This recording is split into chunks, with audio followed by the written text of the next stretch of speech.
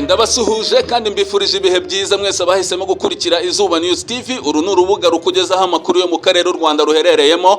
Ndugiye kuyakugezaho ndi Claude Hategekimana. Amakuru yacu y'uyu munsi aribanda kuri update z'imirwano ikomeje guhanganisha umutwe wa M23 n'igisirikare cya leta ya Congo FARDC nabo bafatanyije. Ubu bikavugwa ko M23 nyuma yo kugerera teritwari ya Rucuru ubu ngubu bisa nk'iyafashe ikindi cyerekeza muri teritwari ya Beni, teritwari ya Belo na teritwari ya Walikare. Aha kandi tukaza kubabwira n'izindi update zifite aho zihuriye n'iyi mirwano. Turanyarukira kandi no mu makuru avugwa muri politike na diplomasi y'akarere k'ibiyaga bigari u Rwanda ruherereyemo. Dutangira rero, reka duhere hano iwacu mu Rwanda, aho ubu ngubu u Rwanda ruyoboye ibihugu bya EAC byaguze intwaro nyinshi zikomeye mu myaka 3 ishize. Raporo y'ikigo mpuzamahanga giharanira amahoro cya Stockholm International Peace Research Institute ishyira u Rwanda ku mwanya wa mbere mu bihugu byo mu muryango wa EAC byaguze intwaro nyinshi zikomeye mu myaka 3 ishize. Ni raporo iki kigo cy'abanyasuwede cyasohoye ku cyumweru tariki ya 11 Werurwe,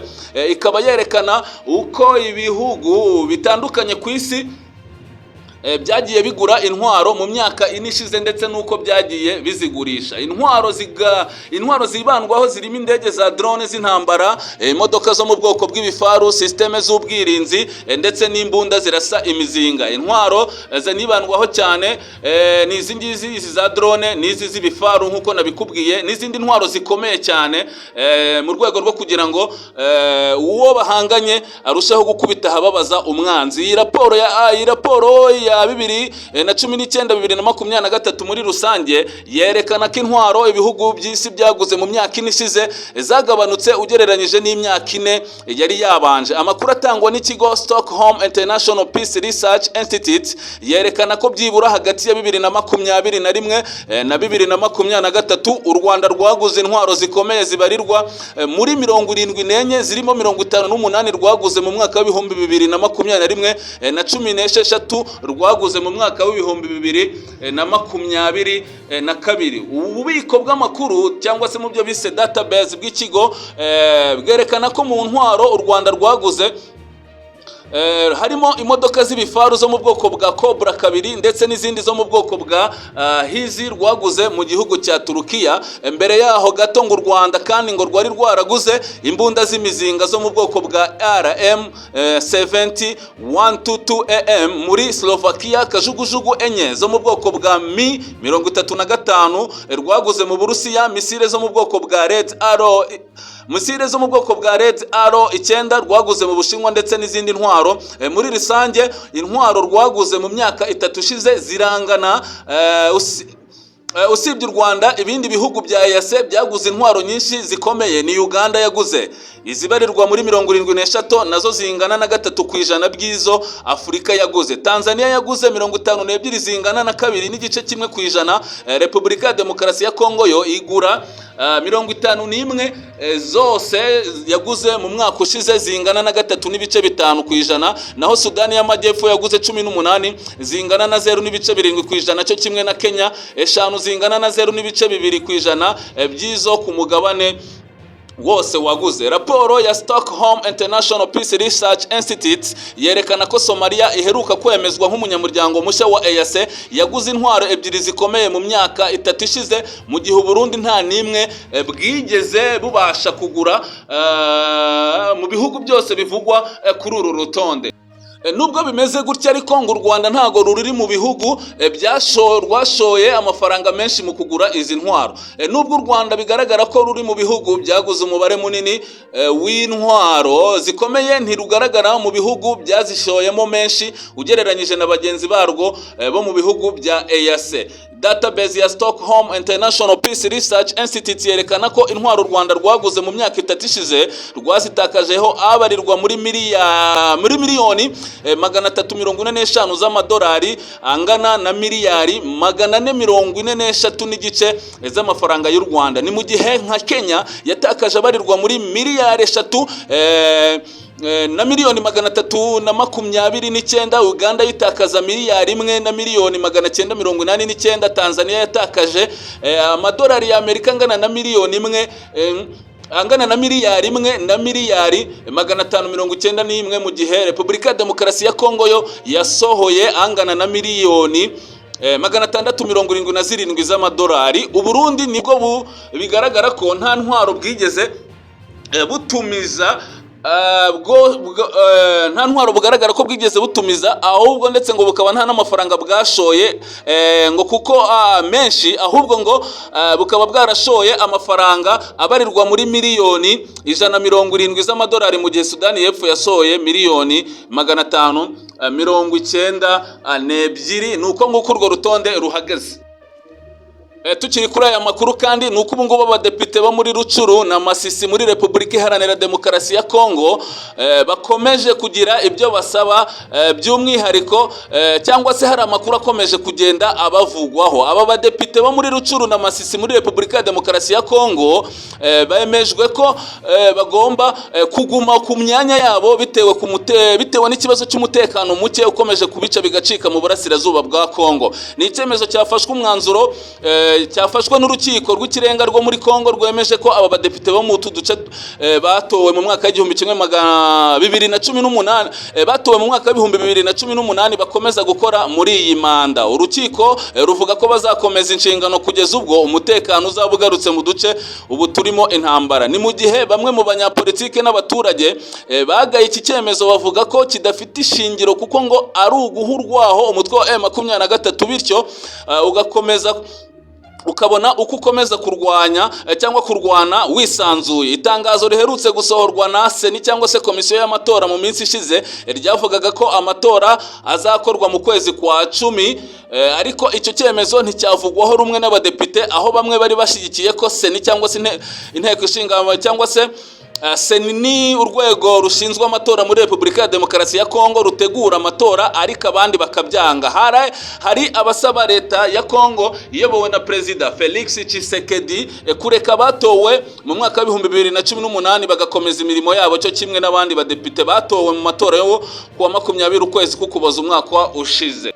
Tukiri kwibi by'imirwano kandi nuko ubu societe civile yo muri territoire ya Beni yihanangirije ingabo za Repubulika ya Demokarasi ya Kongo kurwana kinyamwuga kugira ngo babashe gutsinda M23. Societe civile yo mu gace ka Kasindi muri territoire ya Beni mu ntara ya Kivu y'Amajyaruguru yasabye FARDC guhagarara kigabo bakarwanya M23. N'ingabo za leta ya Kinshasa zahamagariwe gukora ibishoboka byose bagahagarika kujya imbere kwa M23 nyuma y'uko uyu mutwe ukomeje kwirukana ihuriro ry'ingabo z'ubutegetsi bwa Kinshasa zirimo ingabo z'u Burundi, ingabo zo mu muryango wa SADC, Wazalendu n'umutwe wa FDL n'abacancuro b'abazungu muri territoire zirimo Masisi, Rucuru na Nyiragongo. Ibi societe civile mu bice bya Kasindi yabisabye aba basirikare ba FARDC ubwo bari bahawe urubuga cyangwa se bari kugirana ikiganiro kuri radio Okapi. Ahangaha bakaba bagize bati: mu by'ukuri duhangayikishijwe kandi no kujya imbere kw'abarwanyi ba M23 muri territoire ya Rucuru kubera ko twikasindi duteganye na centre ya Vicumbi iheruka kwigarurirwa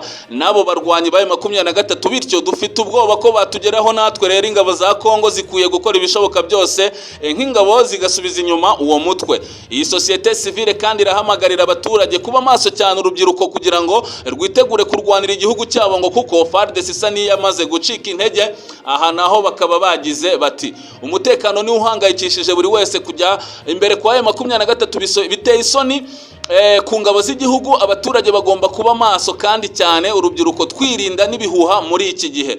Societe civile yakomeje ivuga ko territoire ya Beni na Rubero arizo zitavugwamo M23, ariko ngo muri iki gihe arizo nazo zitahiwe ko, ndetse hari n'amakuru amwe avuga ko abarwanyi ba M23 bamajije kuzicengeramo mu buryo bw'ibanga. Ku wa mbere ushize M23 yafashe agace ka Vicumbi kari mu marembo ya territoire ya Beni na Rubero. Ni nyuma y'imirwano ikaze yahuje M23 n'ingabo zirwana ku ruhande rwa leta ya Kinshasa. Iyo mirwano yasize M23 yirukanye FARDC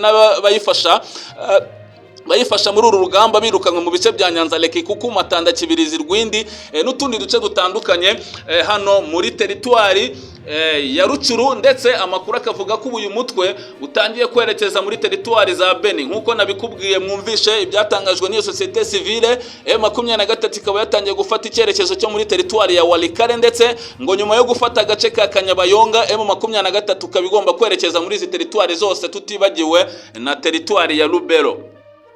Aya makuru kandi nuko abasenyeri bo muri Repubulika ya Demokarasi ya Kongo basabye ko habaho guhana abategetsi bo muri leta ya Kinshasa bafasha cyangwa se bashigikira umutwe wa M23. Ni mu nama idasanzwe yateranye kuwa kabiri tariki ya 12 Werurwe 2023 ihuje abasenyeri bo mu idini Gatolika muri Repubulika ya Demokarasi ya Kongo. Iyi nama ikaba yarateraniye Kinsangani nkuko bigaragarira mu cyegeranyo aba basenyeri bo mu idini Gatolika bashize hanze nyuma y'ibyo biganiro byabahuje ku munsi wejo.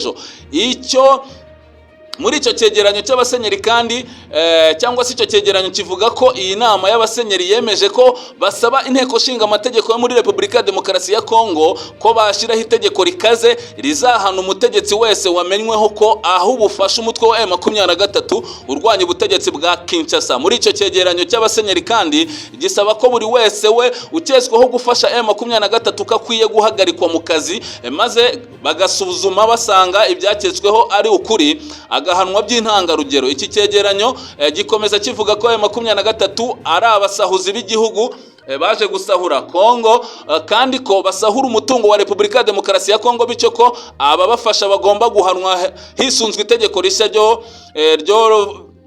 byafatwa ubuvuba cyangwa se ryatorwa vuba hangaha. Ibi babisabye mu gihe M23 irimo gukaza umurego wo kwirukana ihuriro ry'ingabo z'ubutegetsi bwa Kinshasa mu bice byo mu ntara ya Kivu y'Amajyaruguru. Ni mu gihe abarwana ku ruhande rwa leta batagihagarara imbere y'abarwanyi b'uyu mutwe wa M23 cyangwa se ukunze kwitwa intare za Sarambwe. Ubutegetsi bwa Kinshasa bufashwa n'ingabo zavuye mu bihugu byinshi byo muri Afurika ndetse no mu Burayi, harimo nk'ingabo za FARDC, ariko aba bavuye mu Burayi aba ni abacancuro b'abazungu. Ahakazamo ingabo rero zo mu muryango wa SADC zigizwe n'iza Afurika y'Epfo, Malawi na Tanzania. Hari kandi ingabo z'u Burundi ndetse n'umutwe wa FDLR ukomoka mu gihugu cy'u Rwanda uvuga kugamije kongera kugaruka gusubira ku butegetsi mu Rwanda. Ni mu gihe kandi hari n'abacancuro baje bava muri Rumania no mu Burusiya. Aba bose bakubitwa inshuro na M23. Ubungubu rero umukuru w'igihugu cya Repubulika ya Demokarasi ya Kongo we Felix Tshisekedi yahishuye ububabare bwe ku butegetsi butumva icyerekezo cye. Ni ibyatangajwe na Perezida Felix Tshisekedi kuri uyu wa kabiri tariki ya 12 Werurwe 2024. Ibi Felix Tshisekedi yabitangaje akoresheje urubuga rwe rwa X, agaragaza ko ababajwe nuko abayobozi bo muri guverinoma ye batumva icyerekezo cye kubijyanye no kubaka igihugu. Tshisekedi yavuze agira ati: ntabwo nanyuzwe n'imikorere y'uru rwego rw'amategeko mu buyobozi bwanjye. Nari niteze ibintu bishya kandi byiza mu bushyashya mu bubasha bw'abanyamategeko nk'uko Bibiliya bivuga ko amategeko y'ubutabera yubaka igihugu, ariko ikibabaje kuri twe siko byagenze, ahubwo amategeko asubiza inyuma igihugu cyacu. Perezida Tshisekedi kandi yavuze ko ntako atagira kugira ngo abayobozi be bumve viziyo ye ku gihugu, ariko bikarangira ahubwo aba bayobozi bamuteye kubabara. Aha naho akaba yagize ati: nakoze ibishoboka byose kugira ngo abantu bumve viziyo yanjye, kandi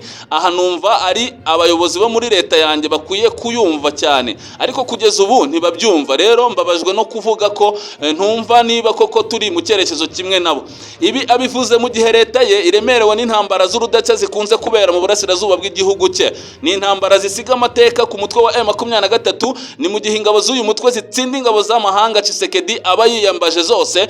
Kuri ubu biranavugwa ko indege z'intambara zo mu bwoko bukaze za Sukhoi igisirikare cya leta ya Kinshasa, harimo na za drone bari baraguze mu Bushinwa n'ahandi mu Burusiya. Inyinshi muri zo ngo zaba zarahanuwe na M23, izindi ngo zikaba zaratinye kugaba ibitero kwizi nyeshyamba bitewe nuko ngo guverinoma ya Kinshasa cyangwa se igisirikare cyayo kikanga ko uyu mutwe wa M23 wamaje kubona intwaro zishobora guhangana n'izo drone n'izo Sukhoi. Mwakoze gusoma ku nkongoro y'amakuru narimbazane ni Claude Hategekimana. Ciao. Dusubire mu makuru yacu y'ubutaha, mbasaba gukora like, share na subscribe kugira ngo izi update n'aya makuru muhabwa na Izuba News TV ajya abasha kubagereraho igihe.